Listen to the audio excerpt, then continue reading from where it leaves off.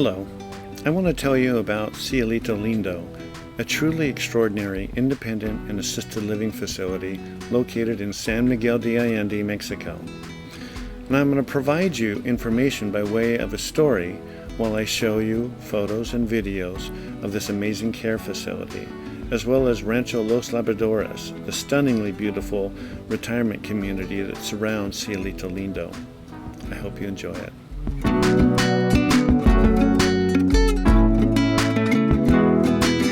To begin, I think it's important to share why they do what they do.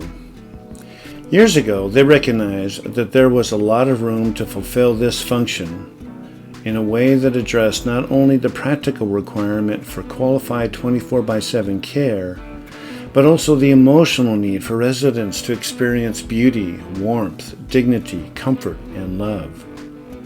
So they conceived of and built their current facility. But more than that, they staffed it with people that find their work in Cielito Lindo to be more of a calling than merely just a vocation. Now, for transparency and integrity's sake, I have to tell you that I provide the digital marketing services for Cielito Lindo. But more importantly, I play this role because I love and admire these people so much. In fact, they currently care for my wife, who has had early onset Alzheimer's for over 10 years now. So I think it might be appropriate to begin with her and my story and how we ended up at Cielito Lindo. Life was good for my wife and I. I had a very successful career as the CIO for a large retailer. She taught yoga, and we lived comfortably. It was one of our aspirations to ride around the world, each of us on our own motorcycle.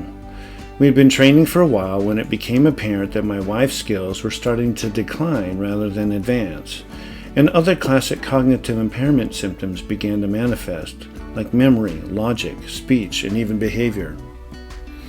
We spent years working intensely with nutritionists, holistic practitioners, our general practitioner doctor, researchers at the UCSF Memory and Aging Center, and the Stanford University Hospital. We did tons of research on our own as well, and we did anything else we could think of to fight what was happening to her. But as you know, there currently is no way to fight Alzheimer's, which was her final diagnosis. I cared for her as the disease progressed, and when it was too difficult and dangerous to do myself, I had 24-hour live-in care. But eventually, that became too difficult and dangerous, both for her and for us. After injuries to her caregiver and incidents with the police, I had to surrender to the idea of placing my wife in a memory care facility. I could not do this on my own, and I was running out of options. But this was a very upsetting prospect for several reasons. I had incrementally built up such a massive level of determination to provide the necessary care for my wife, as all caregivers do. It was a tough scenario where it was hard to surrender and recognize the job was beyond my capabilities and resources. Looking at some local facilities, they were just not the sort of place I could put my wife. They were too institutional, designed for cleanup, lacking in warmth to the touch, visually and from the staff. I don't mean to be unkind, but they mostly felt like a place to put people while they are waiting to die. I was despondent and getting very concerned because I had no solution, and I desperately needed one as the caregiver challenges were increasing pretty rapidly. I found a couple of considerably more upscale and beautiful places, but they were still a little institutional and lacking in human warmth, which left me faced with something that was still not quite right, but also unbelievably expensive. I consume so many books, reports, and videos about caregiving, dementia, Alzheimer's disease, and more. The latest book I had read was Where is Whitney Now? And it chronicled a couple's story that was not that unlike mine and my wife's. The author was in San Miguel de Allende, and as it happened, my mother had been living there for quite a few years. I asked her if she'd be able to get me in touch with the author, Don Kramer, and 30 minutes later she gave me his number and told me he was waiting for my call. Don told me that all my concerns would be addressed by Cielito Lindo, which is where his wife was at the time. So I contacted Cielito Lindo and made arrangements to take a tour. Unfortunately, Don suffered a stroke shortly after our call, so he could not accompany me as planned. I have to tell you that I was so surprised to find this resort, almost country club-like setting in this private retirement community with cobblestone streets, beautiful homes built around small man-made lakes, incredible amenities, and a lovely hotel. It was peaceful, quiet, safe, friendly, and very charming. I had a delicious meal at the cafe, El Cafe, where I was invited to sit with some of the locals who brought me into the circle like I'd been living there for years. After my meal, I crossed the cobblestone street and arrived at Cielito Lindo for my tour. I was greeted by the lovely Carmen and Anna, both offering a warm embrace and a kiss on the cheek. We had an agenda for the next couple of days where I would meet many staff, have more in-depth conversations with the doctor, psychologist, and physical therapist. I was amazed to learn that each of these specialists put together a unique profile of care needs for all of the residents. I would also meet residents and families to hear their perspectives. And I wanted to experience everyday life at Cielito Lindo, so I ate meals with the residents and did physical therapy and activities with them. The buildings, the grounds, and the staff were all lovely, and I really was impressed. Finally, when I saw the suite my wife would be staying in, with a large bedroom, vaulted ceiling, terracotta tile, built-in cabinetry, and a large bathroom, I literally cried. I could not help myself, as all my fears and anxieties about whether I was failing my wife were replaced with the comfort that this was a place where I could feel really good about her care. Of course, there were a lot of pros and cons to this decision.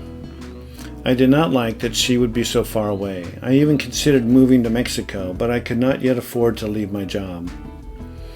In any case, there would be a bit to learn about how to make this work in another country.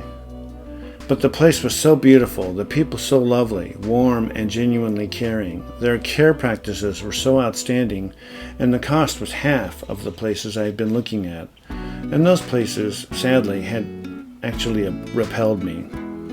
So I made the arrangements and we flew down overnight. As we toured the facilities and met the staff, the question was eventually posed to my wife, would she like to stay there? I was a little surprised that my wife so willingly wanted to stay, since she had been so harsh, if not abusive, to our live-in caregivers over the recent past. I trust the people at Cielito Lindo implicitly, and I'm so incredibly grateful for the solution. So I have to play a role in sharing this information. I'm sure that with 500,000 new cases of Alzheimer's being diagnosed each year, just in the U.S., there have to be people like myself that need a solution such as Cielito Lindo for their loved one. What is fantastic about this secret little paradise is that it meets nearly anyone's needs for retirement. The cost of living is low, the climate is perfect, the cultural opportunities are rich and varied, the residents are social and welcoming, and as needs arise, you can transition from fully independent living to a la carte assisted living services in your villa. And if owning or leasing a villa is a bit much for you, there are great options for long-term stays in the hotel. And then there are independent and assisted living options within Cielito Lindo with 24/7 care and support for memory and even hospice. Admittedly, this is not the solution for everyone, but if you're open to an international experience such as Mexico, and you prioritize the quality of life and affordability factors over convenience and familiarity, this might just be an incredible opportunity. If you would like more information, please visit our web at cielitolindoseniorliving.com. We'll be happy to answer any questions you have, and we've assembled some information that may further help you explore this sort of option. You can read our Expatriate Guide to Senior Living in Mexico online, or download the PDF. And we also have a comprehensive checklist that you can use to create a comparison of various options. Lastly, if you want to stay in touch and learn more over time, you can subscribe to our different social media channels, including YouTube, Twitter, Facebook, and LinkedIn.